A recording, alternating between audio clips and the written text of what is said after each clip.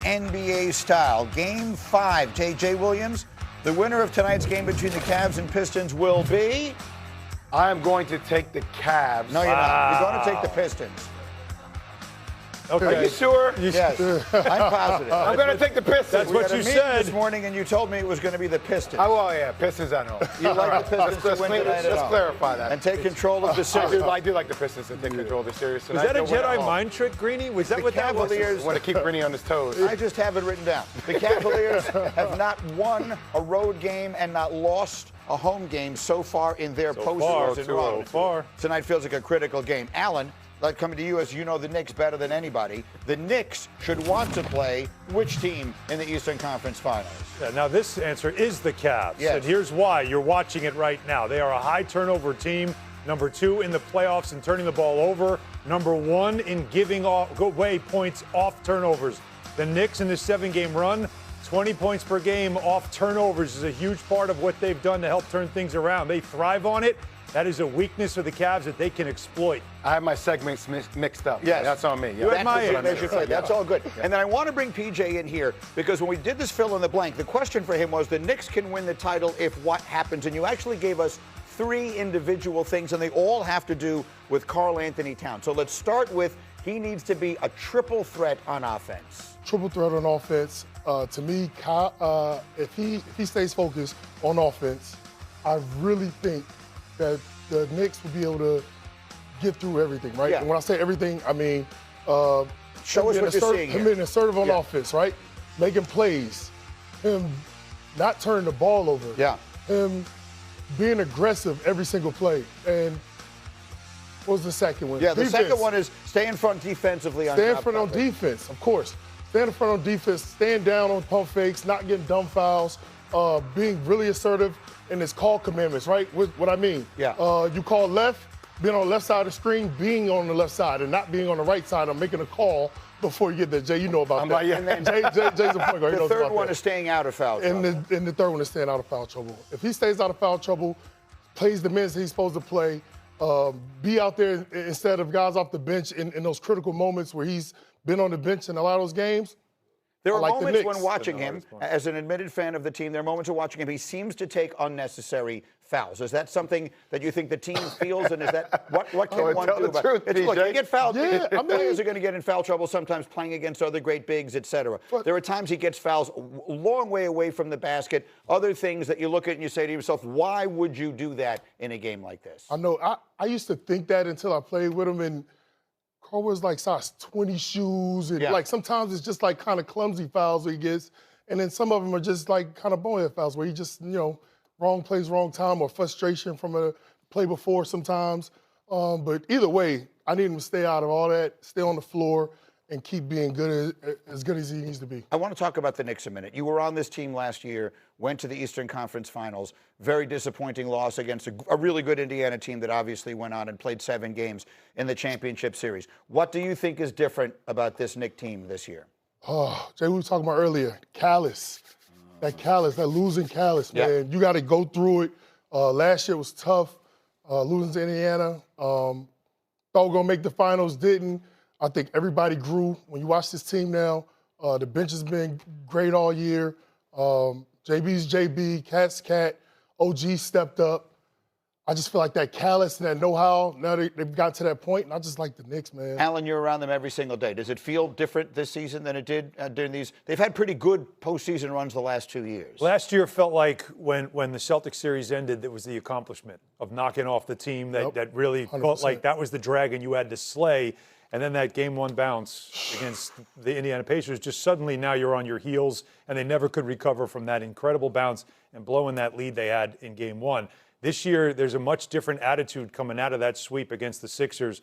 Not a sense of accomplishment whatsoever. A sense of, okay, we're back where we left off last year, and now we understand where we are. There's a much different calm around this team and a perspective that is exactly what you said, PJ. It's the calluses, it's the losses, it's the buildup of knowing this is the window. This might be the time. Here's an interesting point because I'm in agreement with both you guys that I think the Knicks are favorable to come out of the East.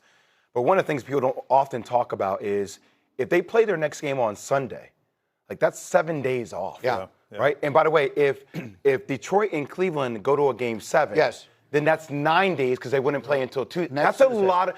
When do you ever have 7, 8, 9 days off? Does it for the start course of working a regular against season? the team? Yes, I mean, you always because want rest over rust. Because they're on an absolute bender with how they're shooting from the outside, how they're playing, what that rhythm is. I'm not saying they can't get back to that, but we might see a different team that might have to win in a very alternative way. They were so hot. I mean, at some point, maybe you don't want to take your foot off the gas. So that could wind up working against them. We'll see. There's one other thing I think that needs to be brought up here in this conversation. It kind of breaks my heart to do it because I love the man.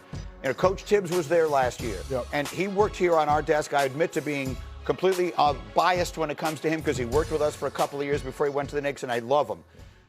But this team does feel deeper. It does feel as though he plays other guys more. That does feel different. Mike Brown has coached this team than the way Tibbs did. Yeah, and I think it shows. I mean, we got to the end of the year last year. You know, if you're around the team, there was a lot of complaining about that, about the minutes, the workload throughout the season. Now we're in the playoffs.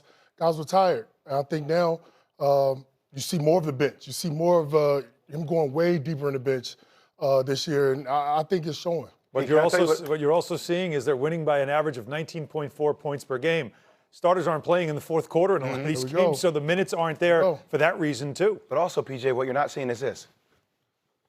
Yeah. Meaning, like you're not seeing Jalen Brunson with the ball for 14, 15 seconds. You're seeing the ball move around. It's whipping. Karl-Anthony Towns at the top of the key. You know, granted, no ball pressure by JWill Embiid, making plays. Like the ball just has energy, which obviously has been translating to them knocking down shots from the outside. Movement, Jalen Brunson's movement to off the ball is probably one of the best things I've seen this entire year. You know how hard that is to do? The effort it takes to play off the ball and still hunt your shot? Learning that Steph Curry kind of offense off the ball, setting screens. That's not easy to do, but he does it. And I'm just one last thing to add to the long break. This is like a mini camp. Pat Riley would probably have them somewhere like in Santa Barbara, like he did with the Lakers back in '89, and have them in a mini camp to get them away from New York. But what this buys time right now is something Mike Brown said. What we found with this offense, there's more layers to it that if we had a training camp, we could add to it. Yeah. Well, they've got that opportunity right now to put more things into an offense they've stumbled upon that no one's seen yet. And OG Anunoby has plenty of time to rest that hamstring. Which feels like, look, if you're the Knicks, I hate to say it this way, if not now, when? It couldn't be more. Saying that all year for the Knicks. I mean, the Knicks fans have been waiting 53 years for this moment. It feels like it might be. With 27 points, 17 rebounds, 5 assists, 3 blocks, and 2 threes. I know they're random numbers, but you want to talk about stuffing a stat sheet. Wembanyama, spectacular. Here he was after the game. Victor, after having time to reflect, would you have done things differently? Did you have any regrets about the elbow? I mean, it was 2 games ago. It's the playoffs. I'm focused. I was focused on the game today, and now I'm focusing on the game in Minnesota in 3 days. It's the playoff. We got to move on, and I got to care about my team. I'm going to say this again.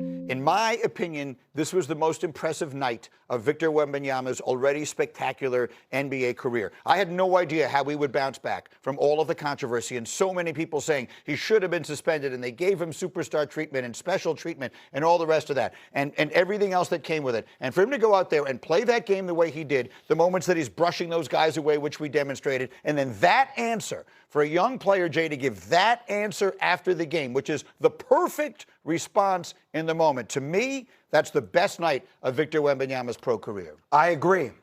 It should not have happened. Uh-oh. And what I mean by that is, like, I'm just going to tell you guys. Like, I watched Minnesota in the first quarter of that game, and I'm like, man, I could not see a more softer team. Your dude just gets bowled in the face. Wemby gets ejected. And what do we all have these conversations about yesterday? KP was up here, Perkins, PJ and I were talking about it. Somebody has to set some kind of tone with him, physicality-wise. Not tic-tac physicality, real grown-ass man physicality. This dude had 16 and 7 in the first 6 minutes of the game. How the hell is that possible? How is he not on his back? How is Wemby not on the ground every other possession to start a game where your dude just bowled one of your art players in the face? Were you expecting to see something more physical than that? I thought, I truly, and we talked about it, I really thought Minnesota was going to come out and really punch him in the mouth early. Just with physicality, face guard box outs, physicality on screens, fast break, putting people on their backs, not letting them get the layups. I really thought they were going to do it, and they didn't. And it's amazing for him to have that post game. It was like you can tell that's really what he did. He was comfortable. He was so comfortable the entire game. He did what he wanted. PJ, just tell everybody real quick what organizations do when something like that happens to Naz Reid. Like, we talk about paying the fine. Like, what would they do with the team that you were on? The OGs, the vets on the team is taking that fine for whoever puts him on his back for sure. He's got it. Like, there's no way. There's no way he gets to his spots. There's no way he's driving by 3-4 people. Nobody.